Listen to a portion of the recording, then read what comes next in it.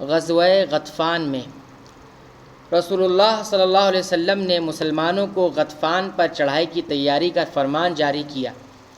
400 افراد آپ صلی اللہ علیہ وسلم کے ساتھ نکلے، ان کے ساتھ چند گھوڑے بھی تھے۔ آپ صلی اللہ علیہ وسلم نے مدینہ پر عثمان بن عفان رضی اللہ عنہ کو اپنا نائب مقرر فرمایا۔ ذوالقصہ مقام پر مسلمانوں نے غطفان کے ایک شخص جبار بن ثعلبہ کو گرفتار کر کے رسول اللہ صلی اللہ علیہ وسلم کی خدمت میں پیش کیا۔ اس شخص نے رسول اللہ صلی اللہ علیہ وسلم کو غطفان کی پوری تفصیل سے آگاہ کیا اور بتلایا کہ وہ لوگ آپ سے مقابلہ نہیں کر سکتے۔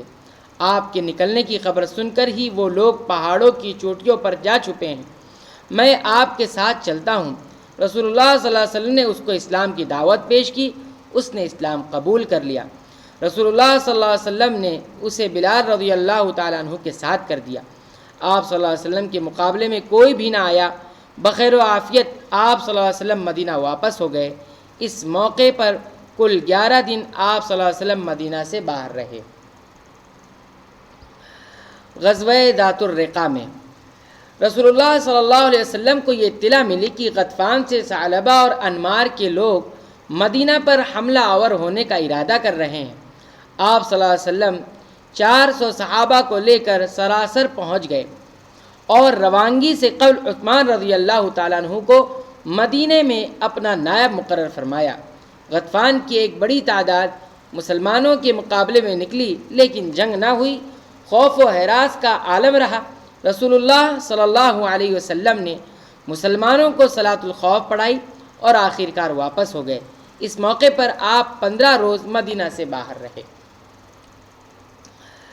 بیعت الرضوان میں بیعت الرضوان کے موقع پر جب رسول اللہ صلی اللہ علیہ وسلم نے حدیبیہ کے مقام پر نزول فرمائے اترے تو آپ صلی اللہ علیہ وسلم نے سوچا کہ ایک خصوصی سفیر قریش کے پاس روانہ فرمائے جو ان کے سامنے آپ صلی اللہ علیہ وسلم کے مقصد اور موقف کی وضاحت کر دے کہ آپ صلی اللہ علیہ وسلم صلح اور آتشی کا پیغام لے کر آئے ہیں، قتال کا کوئی ارادہ نہیں، مقامات مقدسہ کے احترام کے آپ حریص ہیں، عمرہ کرنے آئے ہیں، عمرہ ادا کر کے مدینہ واپس ہو جائیں گے۔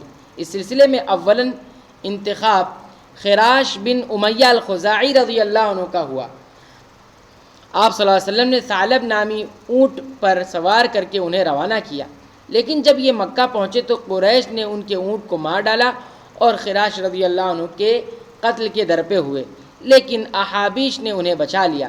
خراش رضی اللہ عنہ نے رسول اللہ صلی اللہ علیہ وسلم کی خدمت میں واپس آ کر قریش کی رپورٹ پیش کی۔ آپ صلی اللہ علیہ وسلم نے دوسرا سفیر روانہ کرنے کا ارادہ فرمایا جو آپ کا پیغام قریش کو پہنچا سکے۔ آپ کی نظر انتخاب عمر رضی اللہ تعالیٰ عنہ پر پڑی، لیکن آپ نے معذرت پیش کی اور عثمان رضی اللہ عنہ کو اس اہم مہم کے لیے منتخب کرنے کا مشورہ دیا اور اس سلسلے میں واضح دلائل پیش کیے، کیونکہ ایسے شخص کے لیے جو دشمن کے پاس اتنی اہم مہم پر جا رہا ہو ضروری ہے کہ اس کی حفاظت و حمایت کے اسباب مہیا ہوں، اور یہ چیز عمر رضی اللہ عنہ کو حاصل نہ تھی، اسی لیے عثمان رضی اللہ عنہ کو اس مہم پر روانہ کرنے کا مشورہ دیا۔ عثمان رضی اللہ عنہ کا خاندان مکہ میں موجود تھا اور انہیں قوت حاصل تھی، وہ آپ کو مشرکین کی ایذا رسانی سے بچا سکتے تھے اور اس طرح وہ آپ صلی اللہ علیہ وسلم کا پیغام قریش کو اچھی طرح پہنچا سکتے تھے۔ چنانچہ عمر رضی اللہ تعالی عنہ نے رسول اللہ صلی اللہ علیہ وسلم سے عرض کیا، مجھے اپنے سلسلے میں قریش سے ڈر ہے، ان کے تئیں میری عداوت معروف ہے یعنی مشہور ہے، اور مکہ میں بنو عدی کا ایسا کوئی فرد نہیں جو ان کے مقابلے میں میری حمایت کر سکے، لیکن پھر بھی اگر آپ چاہتے ہیں تو میں ان کے پاس جانے کے لیے تیار ہوں۔ اس پر رسول اللہ صلی اللہ علیہ وسلم نے کچھ نہیں کہا۔ پھر عمر رضی اللہ تعالیٰ عنہ نے عرض کیا، یا رسول اللہ صلی اللہ علیہ وسلم، میں ایک ایسے شخص کی نشاندہی کرتا ہوں جو مکہ میں مجھ سے زیادہ معزز اور اس کے خاندان کے افراد زیادہ طاقتور ہیں، اور وہ عثمان بن عفان رضی اللہ تعالیٰ عنہ ہیں۔ رسول اللہ صلی اللہ علیہ وسلم نے عثمان غنی رضی اللہ عنہ کو بلایا اور فرمایا، تم قریش کے پاس جاؤ اور انہیں بتاؤ کہ ہم کسی جنگ قتال کے لیے کرنے نہیں آئے ہیں، ہم خانہ کعبہ کی زیارت، اس کی حرمت کی تعظیم کے لیے آئے ہیں، ہمارے ساتھ ہدی کے جانور ہیں، ہم انہیں ذبح کریں گے اور واپس ہو جائیں گے۔ عثمان رضی اللہ تعالیٰ عنہ اس مہم پر روانہ ہوئے۔ بلدح مقام پر پہنچے تو قریش کے لوگ انہیں وہاں ملے۔ انہوں نے آپ سے سوال کیا کہ کہاں جا رہے ہیں؟ فرمایا مجھے رسول اللہ صلی اللہ علیہ وسلم نے تمہارے پاس بھیجا ہے، وہ تمہیں اللہ اور اسلام کی طرف دعوت دیتے ہیں۔ یقیناً اللہ تعالیٰ اپنے دین کو ظاہر اور اپنے نبی کو غالب کر کے رہے گا۔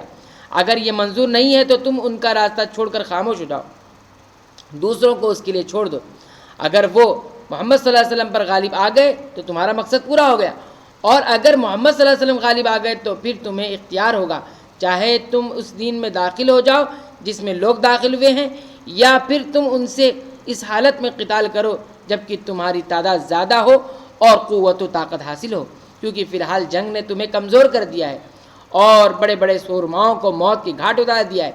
عثمان رضی اللہ عنہ اپنی گفتگو جاری رکھے ہوئے تھے جو کفار کو ناگوار گزر رہی تھی۔ وہ آپ کی باتوں کو یہ کہہ کر ٹالتے جاتے تھے کہ جو آپ کہہ رہے ہیں ہم نے سن لیا، ایسا ہرگز نہیں ہو سکتا، وہ زبردستی مکہ میں داخل نہیں ہو سکتے، آپ واپس جائیں اور اپنے ساتھی سے کہہ دیں کہ وہ یہاں نہیں آ سکتے۔ یہ موقف دیکھ کر ابان بن سعید بن العاص نے آپ کو خوش آمدید کہا اور پناہ دی اور کہا آپ اپنی مہم سے رکے نہیں، پھر اپنے گھوڑے سے اترے اور عثمان رضی اللہ عنہ کو اپنے ساتھ سوار کر لیا۔ اس طرح عثمان رضی اللہ عنہ مکہ میں داخل ہوئے۔ فردن سرداران قریش سے ملاقات کی۔ ابو سفیان بن حرب، صفوان بن امیہ وغیرہ جن سے بلدہ میں ملاقات کی تھی، اور وہ لوگ جن سے صرف مکہ میں ملاقات ہوئی، سبھی آپ کی بات کو یہ کہہ کر ٹالتے رہے کہ محمد کبھی مکہ میں داخل نہیں ہو سکتے۔ مشرکین نے عثمان رضی اللہ عنہ سے پیشکش کی کہ وہ خانہ کعبہ کا طواف کر لیں، لیکن آپ نے انکار کر دیا۔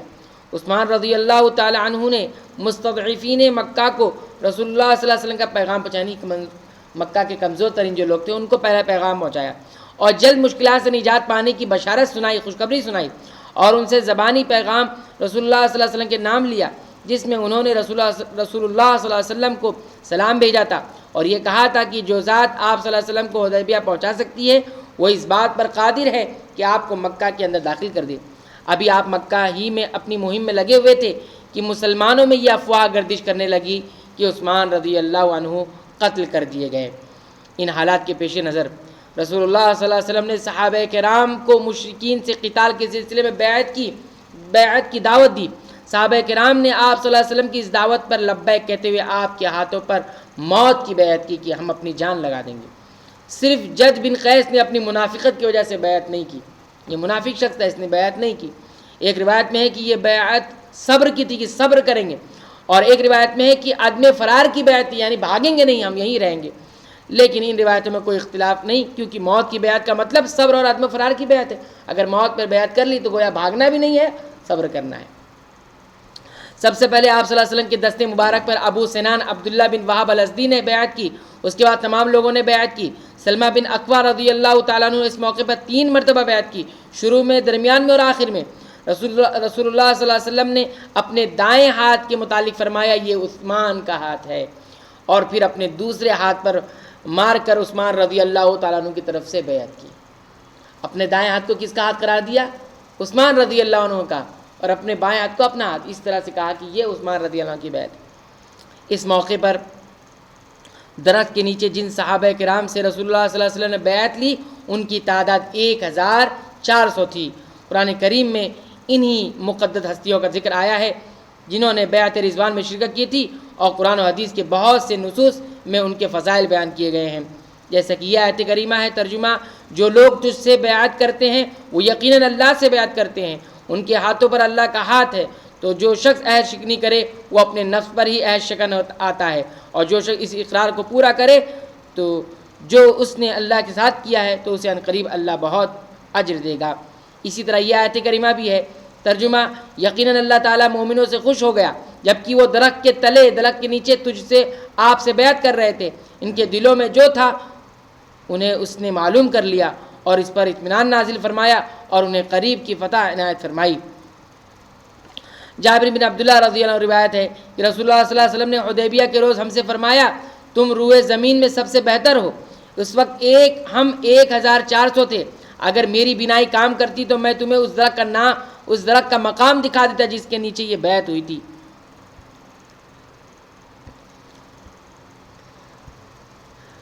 حدیبیہ کے سلسلے میں یہ حدیث اصحاب شجرہ کی فضیلت میں صریح ہے، یعنی بیعت رضوان جو ہے درخت کے نیچے بیعت کرنے والے کی فضیلت میں بالکل واضح ہے۔ اس وقت مکہ اور مدینہ وغیرہ میں مسلمان موجود تھے۔ اس سے بعض شیعہ نے عثمان رضی اللہ عنہ پر علی رضی اللہ تعالیٰ عنہ کی فضیلت پر استدلال کیا ہے، وہ اس طور پہ کہ اس وقت علی رضی اللہ تعالیٰ عنہ مخاطبین اور ان لوگوں میں شامل تھے جنہوں نے درخت کے نیچے آپ صلی اللہ علیہ وسلم کے ہاتھ پر بیعت کی تھی، اور اس وقت عثمان رضی اللہ عنہ نہ تھے۔ لیکن یہ استدلال بیکار ہے، باطل ہے، کیونکہ رسول اللہ صلی اللہ علیہ وسلم نے عثمان رضی اللہ تعالیٰ عنہ کی طرف سے بیعت کی تھی، لہذا عثمان رضی اللہ تعالیٰ عنہ اس خیر میں ان کے برابر قرار پائے، اور حدیث میں بعض کو بعض پر فضیلت دینی مقصود نہیں ہے۔ حدیبیہ کے سلسلے میں محب طبری نے عثمان رضی اللہ عنہ کے چند خصائص کا تذکرہ کیا ہے۔ نمبر 1، جب صحابہ کرام نے رسول اللہ صلی اللہ علیہ وسلم کے ہاتھ پر بیعت کی اس وقت عثمان رضی اللہ عنہ موجود نہ تھے، تو رسول اللہ صلی اللہ علیہ وسلم نے اپنے ہاتھ کو عثمان کا ہاتھ قرار دیا۔ نمبر 2، عثمان رضی اللہ عنہ نے رسول اللہ صلی اللہ علیہ وسلم کا پیغام مکہ میں قیدی مسلمانوں تک پہنچایا۔ نمبر 3، ترک طواف چھوڑنے کے سلسلے میں ان کی موافقت کی شہادت رسول اللہ صلی اللہ علیہ وسلم نے دی۔ نمبر 4، ایاس بن سلمہ اپنے والد سے روایت کرتے ہیں کہ نبی کریم صلی اللہ علیہ وسلم اپنے ایک ہاتھ کو دوسرے ہاتھ پر رکھ کر عثمان رضی اللہ عنہ کی طرف سے بیعت کی، تو لوگوں نے کہا ابو عبداللہ کو بحالت امن طواف مبارک ہو، تو نبی صلی اللہ علیہ وسلم نے فرمایا جب تک میں طواف نہ کروں عثمان طواف نہیں کر سکتے۔ یہ خوشخبری یہیں سے کون دے رہے ہیں؟ نبی کریم صلی اللہ علیہ وسلم دے رہے ہیں۔ یہ اتہام لگا کر لوگوں نے عثمان رضی اللہ عنہ پر ظلم ڈھایا کہ انہوں نے رسول اللہ صلی اللہ علیہ وسلم کے ہاتھ پر بیعت میں شرکت نہیں کی اور غائب رہے۔ ارکان خلافت کو ڈھانے کے لیے فتنہ رچا گیا، اور اس سلسلے میں جو بھی الزامات عثمان رضی اللہ عنہ پر باندھے گئے انہی میں سے ایک اتہام یہ بھی ہے، انشاءاللہ اس کی تفصیل آگے آئے گی۔ انس رضی اللہ عنہ روایت کرتے ہیں کہ رسول اللہ صلی اللہ علیہ وسلم نے جب بیعت رضوان کا حکم فرمایا اس وقت رسول اللہ صلی اللہ علیہ وسلم نے عثمان رضی اللہ عنہ کو مکہ بھیج رکھا تھا۔ لوگوں نے بیعت کی، رسول اللہ صلی اللہ علیہ وسلم نے فرمایا عثمان اللہ اور رسول کی ضرورت میں لگے ہیں، پھر آپ نے اپنے ایک ہاتھ کو دوسرے ہاتھ پر مارا۔ عثمان رضی اللہ عنہ کے لیے رسول اللہ صلی اللہ علیہ وسلم کا ہاتھ لوگوں کے لیے اپنے ہاتھوں سے بہتر تھا۔ تو یہ تذکرہ تھا 3 جنگوں کا، جنگ غطفان، جنگ ذات الرقاع اور یہ بیعت رضوان، جس سے عثمان رضی اللہ تعالیٰ عنہ کی اس جنگ میں شرکت کا پتہ چلتا ہے۔ اور بھی جنگیں انشاءاللہ آئندہ درس میں ذکر کریں گے۔ اللہ تعالیٰ سے دعا ہے کہ رب العالمین تو ہمیں صحابہ کرام کی سیرت کو کما حق پڑھنے کی توفیق عنایت فرما۔ آمین۔ وآخر دعوانا ان الحمد للہ رب العالمین۔